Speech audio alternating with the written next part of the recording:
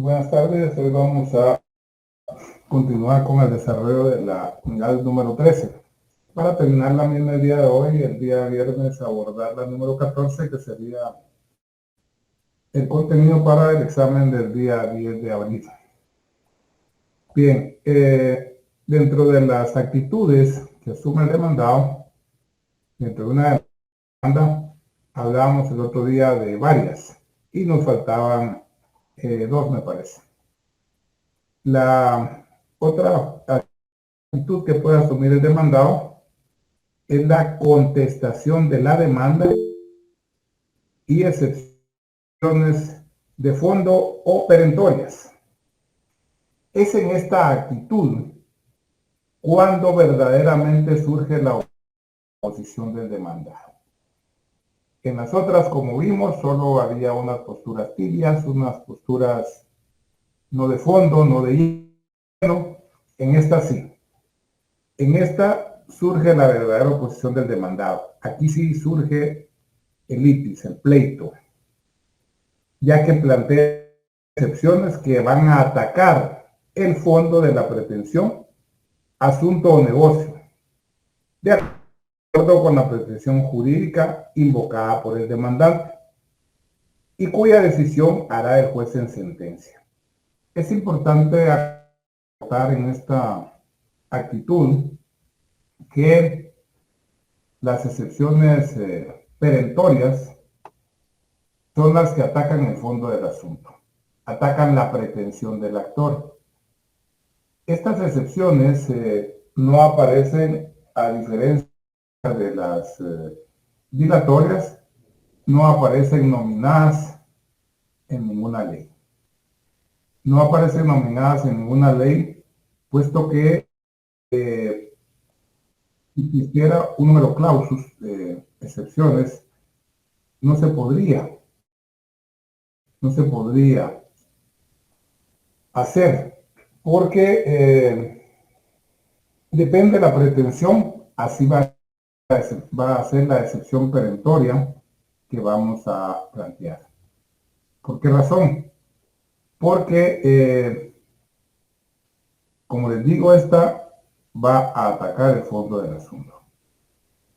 Y esta aparece en el artículo 118 del Código Procesal Civil y Mercantil, el cual establece en su epígrafe: contestación de la demanda. La contestación de la demanda deberá llenar los mismos requisitos del escrito de demanda. Si hubiere de acompañarse documentos, será aplicable lo dispuesto en los artículos 107 y 108 del mismo código. Al contestar la demanda, debe el demandado interponer las excepciones perentorias que tuviere contra la pretensión del actor. Las nacidas después de la contestación de la demanda se pueden proponer en cualquier instancia y serán resueltas en sentencia. ¿Qué quiere decir esto?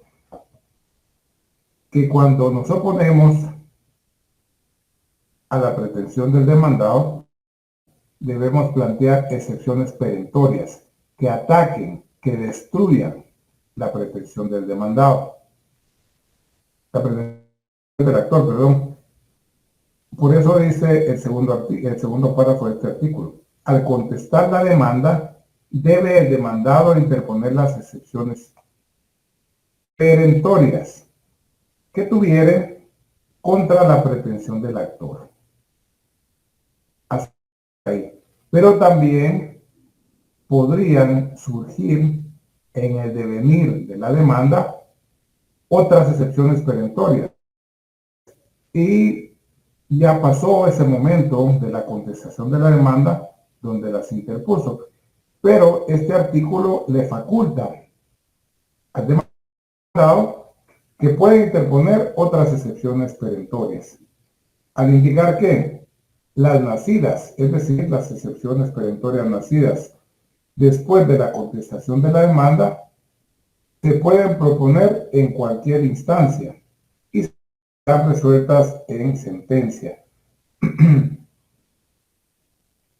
¿Qué quiere decir ello? Que las excepciones perentorias obviamente van a destruir la pretensión del actor. No son como las otras, ¿verdad? Que solo tratan de depurar. En ese sentido, es importante indicarles que ese artículo 118 las menciona, dice las excepciones perentorias, pero no aparece un número clausus, un número determinado de excepciones perentorias, como las excepciones previas o dilatorias, que esas, como vimos, aparecen en el 116, me parece. Entonces, acá no. Acá nosotros les vamos a bautizar, nosotros les vamos a poner nombre. Por ejemplo, podríamos decir una excepción perentoria que se nos ocurra. Falta de certeza en cuanto a lo afirmado por el actor. ¿Por qué falta de certeza? Porque lo que le está diciendo no es cierto. No es cierto, pero obviamente hay que probarlo, hay que probarlo. Y así nosotros podemos poner el nombre que se nos ocurra, pero siempre y cuando ataquemos la pretensión del actor. Esa, como les digo, ustedes le pueden dar el nombre que consideren pertinente. Ustedes observan, revisan minuciosamente la demanda y en ese momento van a decir, bueno, aquí yo le denominaría de esta forma a la excepción perentoria. Bien, es decir que esta es realmente la postura más importante que asume el demandado al oponerse a la demanda interpuesta en contra de él. La contestación de la demanda y excepciones de fondo perentorias. Ahí es donde realmente el demandado se está oponiendo. Y luego, otra postura que podría asumir el demandado es lo que se conoce como la demanda por reconvención. ¿Qué quiere decir esto? Que acá tanto el actor como el demandado van a asumir un doble rol. Un doble rol porque el actor plantea la demanda al demandado. Este lo contrademanda o lo reconviene, entonces pasa a ser también actor. Es demandado y pasa a ser actor, y el otro es actor y pasa a ser demandado.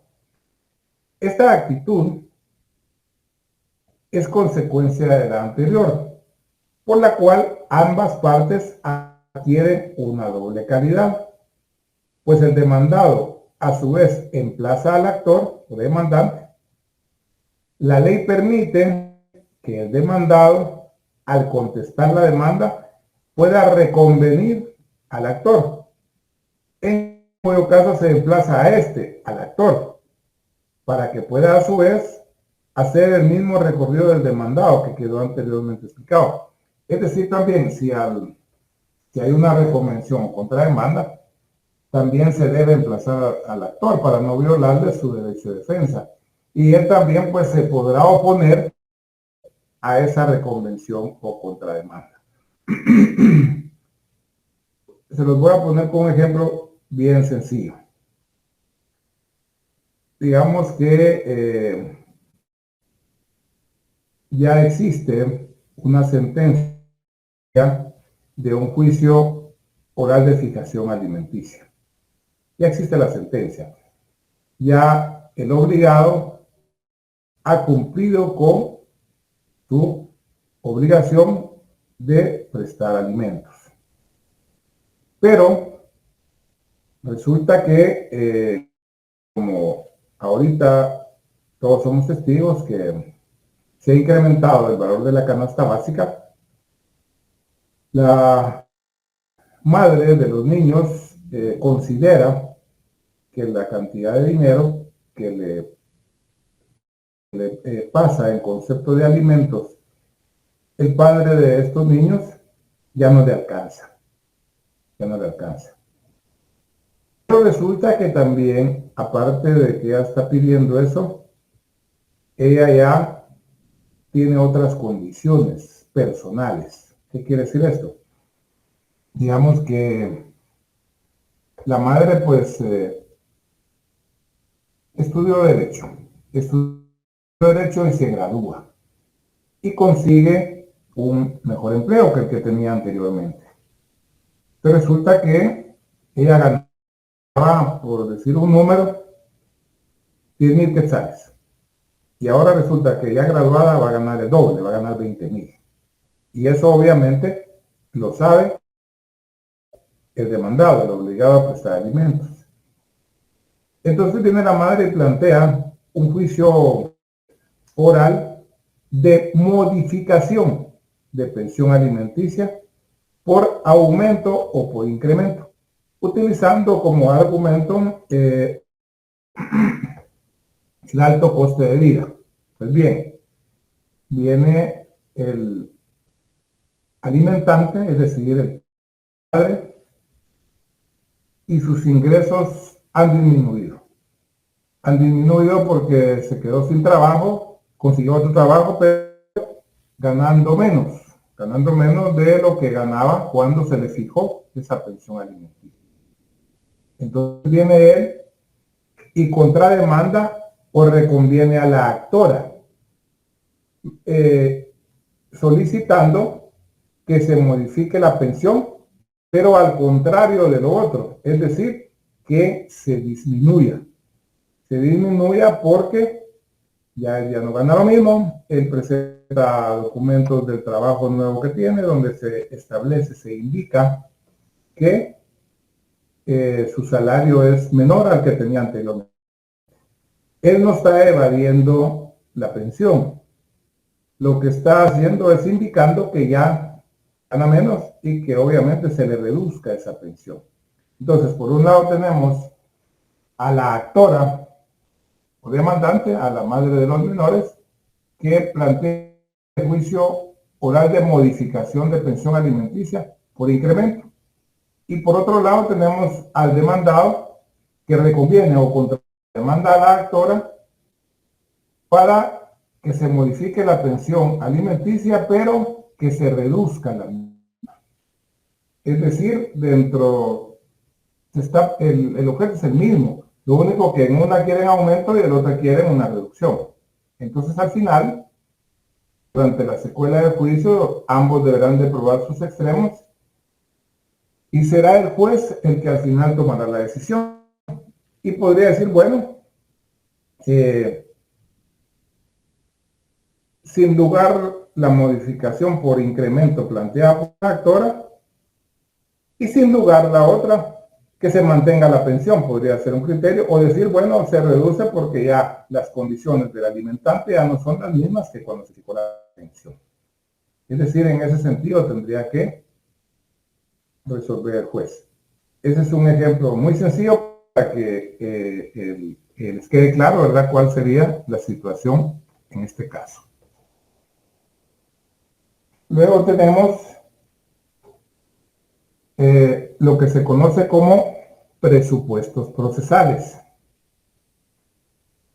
que no son más que los requisitos o condiciones que debe reunir el órgano jurisdiccional, las partes y el proceso para que pueda emitirse una sentencia que resuelva el fondo del asunto o para que esta, una vez pronunciada, pueda estimarse válida.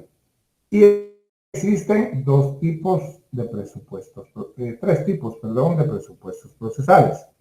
Los primeros se les denomina presupuesto de existencia procesal. Este indica que para que pueda admitirse una demanda e iniciarse el juicio, deben darse los siguientes presupuestos procesales. La proposición de una demanda. Obviamente, si no hay una demanda propuesta, pues no se puede iniciar un proceso. Lo que implica que no puede iniciarse ningún proceso si no existe demanda interpuesta ante el órgano jurisdiccional y que obviamente esta ha sido admitida para su trámite por dicho órgano. Es decir, que no haya sido rechazada, sino que se le haya dado trámite. En segundo término, la existencia del órgano dotado de jurisdicción y competencia. Obviamente, el órgano jurisdiccional, cuando se le plantea la demanda, revisa la misma para determinar si se cumplen con esos presupuestos procesales. Es decir, que el juez sea competente para conocer. La jurisdicción no se revisa porque obviamente la jurisdicción la tienen todos los jueces, pues, que es la facultad que tienen de administrar justicia. Pero en cuanto a la competencia, sí deben determinar si son competentes o no. Y el tercero de estos presupuestos de existencia procesal, la existencia de las partes. Obviamente tienen que existir las partes que tengan capacidad, legitimación procesal y postulación. Que postulación es que acudan auxiliadas por un abogado colegiado activo. El segundo de los presupuestos procesales se denomina presupuestos de validez formal. Estos se refieren a la eficacia del proceso. La ausencia de ellos, sin embargo, no obsta a la existencia de la relación jurídica procesal, pues el proceso va a existir aunque los actos realizados carezcan de validez formal. O dicho de otra forma, el derecho material, es decir, el derecho sustantivo que estamos discutiendo, es independiente de los presupuestos procesales. Pues estos, en caso de ser apreciados, provocarán una sentencia meramente procesal, no de fondo, en el bien de entendido, no obstante de que no excluyen la posibilidad de incoar o interponer o plantear otro proceso en solicitud de igual pretensión o bien la prosecución del mismo, siempre y cuando el defecto sea subsanado, que es cuando nos ponen los famosos previos en algunos órganos jurisdiccionales.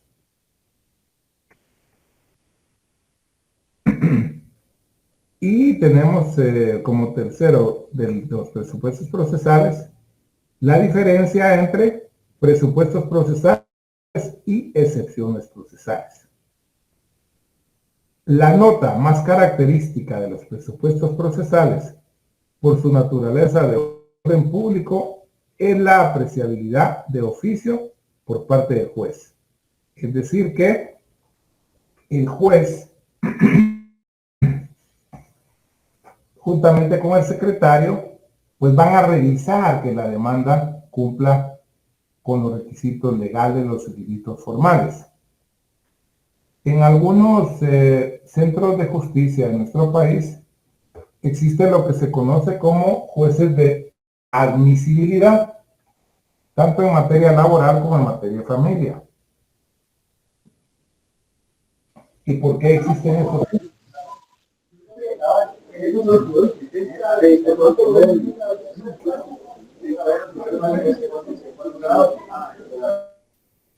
¿Y por qué existen estos jueces de admisibilidad?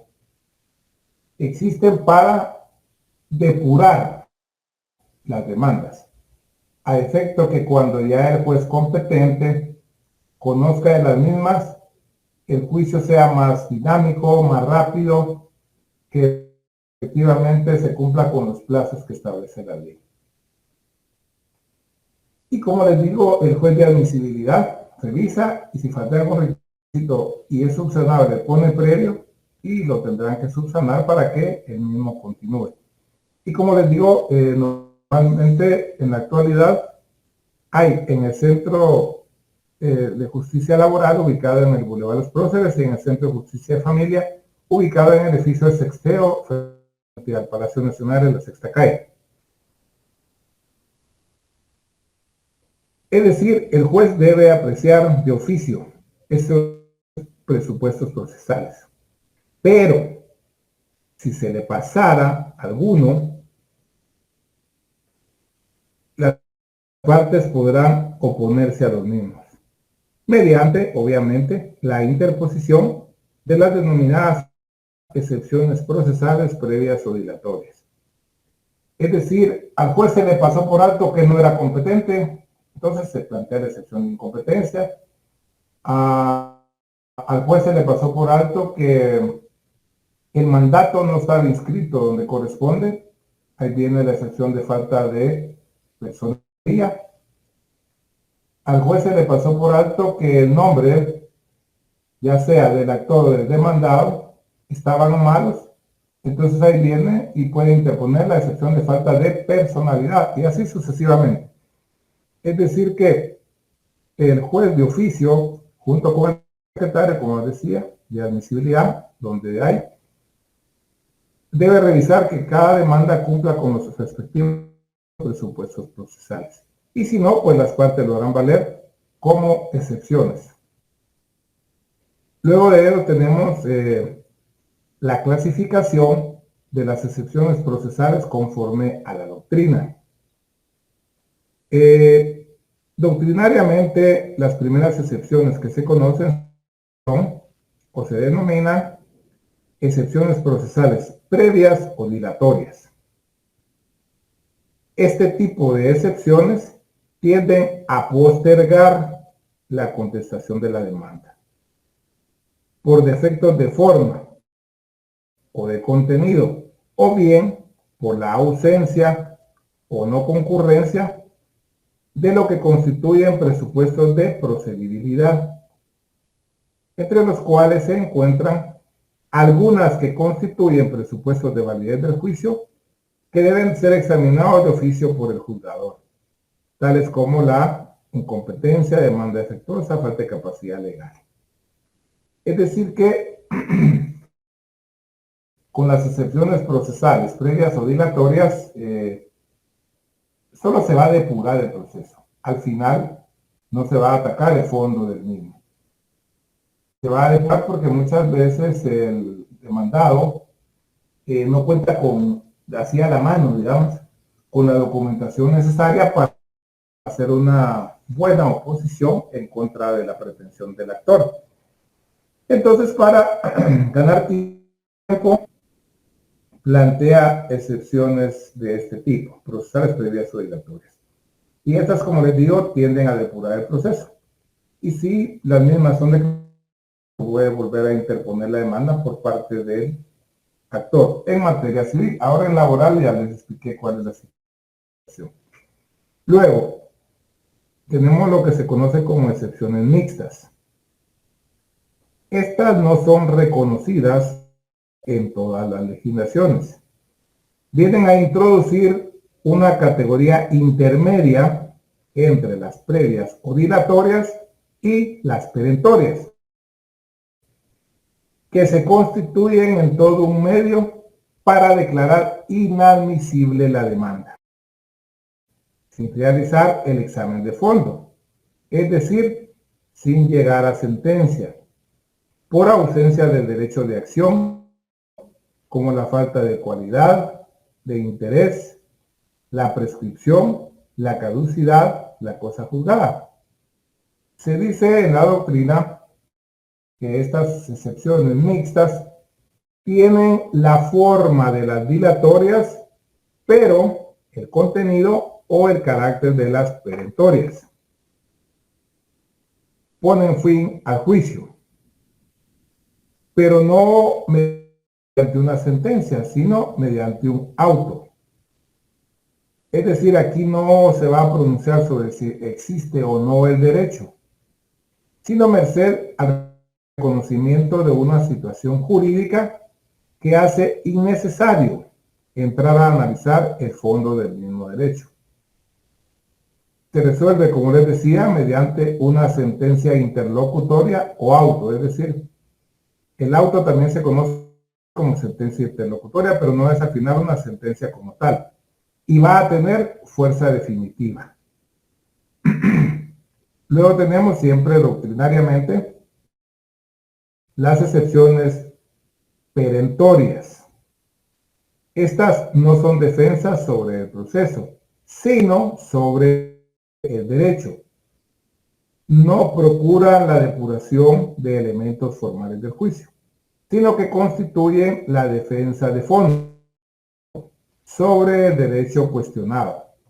Normalmente no aparecen nominadas o enunciadas en los códigos y toman el nombre de los hechos extintivos de las obligaciones en los asuntos de esta índole, tales como pago, compensación, ovación, etc. Esto es en cuanto a las excepciones conforme a la doctrina. Pero también tenemos la clasificación de las excepciones conforme a la ley en materia civil. Las excepciones en materia civil aparecen reguladas o normadas en los artículos 116 y 117 del Código Procesal Civil y Mercantil, las cuales contienen las llamadas excepciones previas o dilatorias y las mixtas, siendo estas las siguientes. Es decir, las mixtas las tiene nuestro código enumeradas, enunciadas como que fueran previas o dilatorias. Luego tenemos inicialmente la excepción de incompetencia, que obviamente esa la vamos a interponer cuando consideremos que el juez no es competente por alguna de las siguientes razones. Digamos por cuestión de la cuantía. La ley fija hasta cuánto es la cuantía, en algunos casos civiles especialmente. Y dice que serán competentes los jueces de primera instancia de tanto en adelante. Es decir, si no es ese tanto en adelante, no va a ser competente de primera instancia, sino el de paz. De paz. Entonces, ahí podría caer excepción de incompetencia por razón de la cuantía. Podría haber también excepción de incompetencia por razón de la materia. Perdón, excepción de incompetencia por razón del territorio. Por ejemplo, nosotros celebramos un contrato, celebramos un convenio y dijimos que cualquier problema que surgiera en la interpretación de ese contrato va a ser competente para conocer del mismo el juez de Escuintla. Porque digamos que ahí tenemos nuestra actividad comercial los dos que celebramos el contrato. Pero resulta que uno de los dos viene y demanda en Guatemala, aquí en el departamento de Guatemala. Entonces el otro plantea la excepción de competencia por razón del territorio, derivado de lo que se acordó o se combinó en el contrato respectivo. Y así puede ser una serie de cuestiones por incompetencia. Luego tenemos la excepción de litispendencia, que digamos hay abogados que prueban suerte, ¿verdad? Prueban suerte y plantean 2, 3 o hasta 4 a veces demandas idénticas, a ver cuál pega, ¿verdad? Y algunas veces en materia laboral les han puesto algún previo en una de las que plantearon, pero las otras van caminando. Entonces, ya está caminando la otra y se planteó esta, entonces litispendencia es un pleito pendiente, una litis pendiente. Entonces, se le va a dar trámite, se va a declarar con lugar para evitar que hubiere algunos fallos contradictorios, que un juez diga una cosa y otro juez diga otra. Entonces, por eso se acoge usualmente la excepción de litispendencia. Pero también pueda darse otra situación, que no sea demanda lo que estén presentando, sino que muchas veces plantean amparos. Por ejemplo, plantean 4 amparos otros amparos en la Cámara de Amparos de Antejuicios de la Corte Suprema. Pero hay identidad de personas, identidad de cosas, todo es igual. En este caso, no cabe la dispendencia porque es una acción de amparo. Entonces, lo que procede ahí es que se manda a acumular. Es decir, el amparo que ingresó primero, a este se van a acumular los otros tres. Y al acumularlo se va a dictar un solo fallo, una sola sentencia. También para evitar eso que hubiera fallos contradictorios. Entonces, por esa situación, los encargados de la sección de amparo, etcétera, tienen que estar muy pendientes, ¿verdad?, de que no se den esas situaciones. Porque, digamos, como cada cámara se integra por 4, podría ser que a cada uno de los magistrados le tocó un amparo. Y cuando ellos se reúnen, se dan cuenta, se percatan que son iguales. Entonces, al magistrado que le tocó el amparo más antiguo, este va a abstraer por el fuero de atracción los demás y se van a acumular. Bueno, excepción de demanda defectuosa. En la demanda podría indicarse alguna situación que no tiene nada que ver con el tema.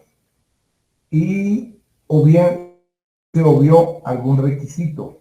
Se obvió algún requisito de los importantes que dice el código. Entonces, se va a plantear la excepción de demanda defectuosa a efecto de que se mande a subsanar la misma en el defecto, en el error de que adolece la misma. También la excepción de falta de capacidad legal. Muchas veces se demanda a un menor de edad y él no tiene capacidad legal para litigar, entonces tiene su representante legal. Entonces también ahí se podría interponer la excepción de falta de capacidad legal. Bien sea un menor o que también se pretenda demandar a una persona que ha sido declarada en estado de interdicción. En nuestro país sucede muchas veces que entre familias, entre parientes, a veces hay líos de herencias, ¿verdad? Y resulta que hay copropiedad, son dueños a la vez de un bien o de varios bienes. Pero resulta que uno de los hermanos fue declarado en estado de interdicción, porque ya adolece de capacidades mentales, volitivas, etcétera. Pero en una forma antiética, pícara, anómala, lo demandan. Lo demandan y lo dan por notificado, etcétera. Entonces, pero ahí también cabe la excepción de falta de capacidad legal, porque la otra persona no tiene capacidad legal, tiene un representante legal, porque no se puede valer por sí mismo, porque ha sido declarado en estado de interdicción. Luego tenemos la excepción de falta de personalidad, que es cuando ya sea el actor consigna mal su nombre o bien consigna mal el nombre del demandado. En ambos casos se puede interponer la excepción. Podría ser falta de personalidad en el demandado para ser demandado y en el actor para demandar, así se tendría que indicar. Luego tenemos excepción de falta de cumplimiento del plazo o de la condición a que estuviera sujeta a la obligación o el derecho que se hace valer. Esto quiere decir que hay un contrato, un convenio que dice cuándo finaliza, cuándo se cumple el plazo del mismo. O bien una condición que se debe de cumplir también. Pero si el plazo se ha cumplido ni la condición, no se puede plantear la demanda. Entonces cabe interponer cualquiera de esas dos, porque ahí son dos excepciones. Uno es falta de cumplimiento del plazo y el otro de la condición. Y el trámite de las mismas o su funcionamiento está regulado en los artículos del 135 al 140 de la ley del organismo judicial, que es el trámite de los incidentes. Es decir, no se van a tramitar en la pieza principal, sino que si se plantean esas excepciones dilatorias, se va a abrir una pieza separada, así se dice jurídicamente en los tribunales. Está la pieza principal, que sería la demanda, y una pieza separada, que sería ese incidente donde se van a tramitar todas las excepciones previas o dilatorias que fueron interpuestas. Luego tenemos las excepciones perentorias. Estas, como les dije En clases más. anteriormente, apague su micrófono, por favor. Estas, como les decía, aparecen en el artículo 118 y son ilimitadas en número y nominación, ya que el único requisito es que tienen que ser interpuestas o hechas valer cuando se contesta la demanda o, en su caso, la reconvención o contrademanda. Eso es en cuanto a las excepciones en materia civil. Ahora, en materia penal, no son definidas como excepciones procesales. En materia penal se les denomina obstáculos a la persecución penal y civil y aparece regulada en los artículos 291, 293 y 294 del Código Procesal Penal, sin especificar si son excepciones dilatorias, mixtas o perentorias. Es decir, penalmente no hay excepciones, sino que son obstáculos a la persecución penal y civil. Y el primero de ellos es la cuestión prejudicial. Por medio de esta se resolverán los asuntos que acaezcan en el proceso, en un procedimiento independiente a instancia del Ministerio Público, citando a todos los interesados, siempre y cuando la ley que regule la cuestión lo permita y cuando se haya legitimado para hacerlo. Lo encontramos regulado en el artículo 291 del Código Procesal Penal. Bien, en los últimos años hemos visto que se ha fortalecido la Superintendencia de la Administración Tributaria, SAT.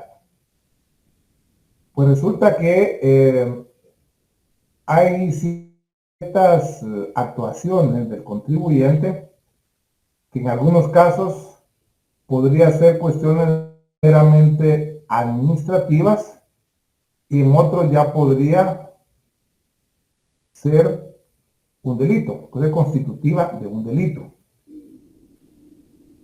Es un hilo bien delgadito, ¿verdad?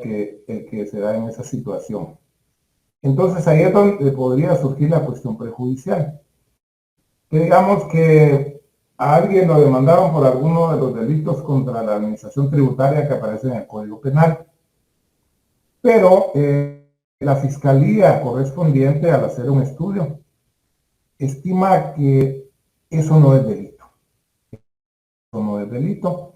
Entonces plantea una cuestión prejudicial a efecto que se lleve el procedimiento adecuado, es decir, un procedimiento ante la SAT y que a la persona pues le cuenten las costillas, como decimos popularmente, en cuanto a sus declaraciones, etcétera, etcétera, para determinar el administrativo y que la sanción sea de ese tipo. Se hace de ese tipo y no delito. Por eso va a ser a instancia del Ministerio Público que se va a plantear esa cuestión prejudicial. Luego tenemos el antejuicio. Hace más o menos 9 años y fracción. Hace 9 años y fracción no se planteaban antejuicios, pero la mayoría eran rechazados liminarmente. Creo que en la Corte Penal, perdón, la Corte Suprema de Justicia del 2009 al 2014, creo que tuvieron como 23 antejuicios y mucho, y la mayoría fueron rechazados en forma liminar. Pues la Corte Suprema del año 2014 al 2019, y que mediante un amparo estuvo 4 años más, tramitó alrededor de 300 a 400 antejuicios. Y muchos de esos fueron declarados con lugar. Se admitieron, unos fueron declarados con lugar, otros se admitieron, se nombró juez pesquisidor, con la pesquisa correspondiente, se declaró con lugar y investigados muchos funcionarios judiciales, pero el caso más paradigmático, más importante que se tuvo en un inicio, al año más o menos de que esa corte estaba funcionando, fue el caso del ex vicepresidente Pérez Molina y la vicepresidenta Roxana Valdez. Les plantearon antejuicio, la corte lo recibió y lo remitió al Congreso, porque hay resoluciones de la CC que indican que la corte no es un simple pasador, que solo pase los antejuicios, sino que debe haber un estudio previo para determinar si efectivamente hay o no la comisión de un hecho delictivo. Pero no es competencia de la Corte declarar con lugar a formación de causa. Entonces, ¿qué hizo esa Corte? Primero, el antejuicio contra la vicepresidenta Valetti, luego el antejuicio contra el presidente Pérez Molina, lo enviaron al Congreso. Y fue el Congreso el que nombró una comisión pesquisidora. En ambos casos, la comisión pesquisidora recomendó retirar la inmunidad y la votación desde el Pleno del Congreso fue levantarle la inmunidad. Y por eso fueron procesados, fueron ingresados uno a Mariscal Zavala, la otra a Santa Teresa, y luego una serie de diputados, una serie de ministros. Es decir, esa corte de esos 9 años fue la que declaró más con la formación de causa algunos antejuicios. En el caso de los diputados es la corte la que los declara. Ahora, conforme al artículo 165, literal H de la Constitución, indica cuáles son las funciones o atribuciones del Congreso, entre otras. Declarar si al lugar o no a formación de causa contra el presidente y vicepresidente de la República, presidente y magistrados de la Corte Suprema de Justicia, del Tribunal Supremo Electoral y de la Corte de Constitucionalidad, ministros, viceministros de Estado cuando estén encargados del despacho, secretarios de la Presidencia de la República, subsecretarios que lo sustituyan, procurador de los derechos humanos, fiscal general y procurador general de la Nación. Y toda resolución sobre esta materia debe tomarse con el voto favorable de las 2/3 partes del número total de diputados que integran el Congreso. Y si ahorita son 160 diputados, las 2/3 partes serían 160 dividido 3 son 53.33 por 2. 107. El voto de 107 diputados ya se puede declarar lugar a formación de causa de los funcionarios que les indicaba anteriormente. Pues les decía que esta figura, el antejuicio, constituye una de las situaciones que obstaculiza la persecución penal, ya que existiendo la posibilidad de que depende de un procedimiento previo, el tribunal de oficio a petición del Ministerio Público solicitará al ente que corresponda de conformidad con la ley en materia de antejuicio el inicio del correspondiente trámite, que concluya con el retiro del dicho privilegio al funcionario que se presuma ha cometido algún ilícito penal. Esto lo encontramos en el artículo 293 del Código Procesal Penal. Luego tenemos la incompetencia. Esta aparece regulada en el numeral 1 del artículo 294 del Código Procesal Penal, que indica que al resolverse se determina si el Tribunal Penal tiene o no competencia para conocer de un determinado asunto, por lo que debe ser resuelta antes que cualquier otra cuestión. Artículo 296 del Código Procesal Penal. Falta de acción. Esta excepción permite que el acusado refute la participación de la persona que le acusa en un proceso que se sigue en su contra, argumentando que no puede ejercer acciones penales en su contra por encontrarse imposibilitado de hacerlas valer. Y por último tenemos la extinción de la persecución penal o de la pretensión civil. El numeral 3 del artículo 294 del Código Procesal Penal establece este tipo de excepción, pero se entiende que se trata de dos acciones excepcionantes. Una referida a la extinción de la responsabilidad penal y otra relacionada con la extinción de la pretensión civil. Eso sería en cuanto a la finalización de la unidad número 13. Si tienen alguna pregunta, algún comentario, pues lo pueden formular en este momento. Jenny Salazar, dígame. Buenas tardes, licenciado, con una consulta. ¿Sí? ¿Va a dejar algún trabajo para lo del segundo parcial, para los 10 puntos que había dicho? No, yo no hablé de un trabajo, no hablé de laboratorio. Ah, laboratorio, sí. ¿Sí? Ya está hecho, ya solo salimos de los parciales y ya se lo realizo. Ah, ok, gracias, licenciado.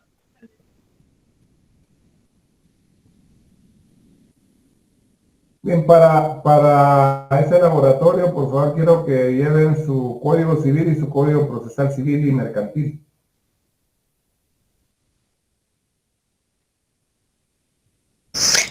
Licenciado, perdone, no le entendí muy bien. Perdone, Nancy Ramírez le saluda. No le entendí muy bien. ¿Después de los parciales o el mismo día del parcial? No, no, tampoco soy tan mala gente, no. Después eso les va a llevar, les va a alcanzar el periodo, creo yo. Entonces, no, no esa parte, otro día. Ah, vaya, está bien. Y disculpe, licenciado, ¿podría hablar con usted unos minutitos cuando termine la clase? Ya terminó, no sé qué necesitaba.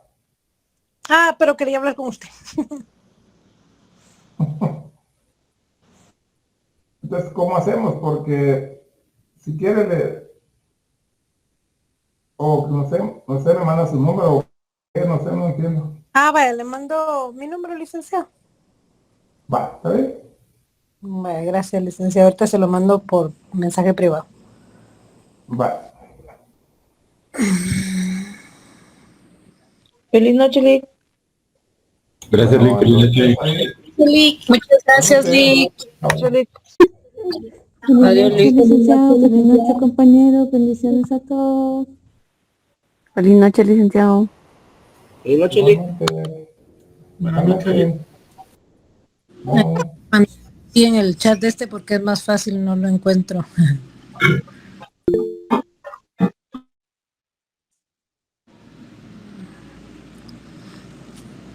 Se lo mandé en el chat, licenciado, disculpe.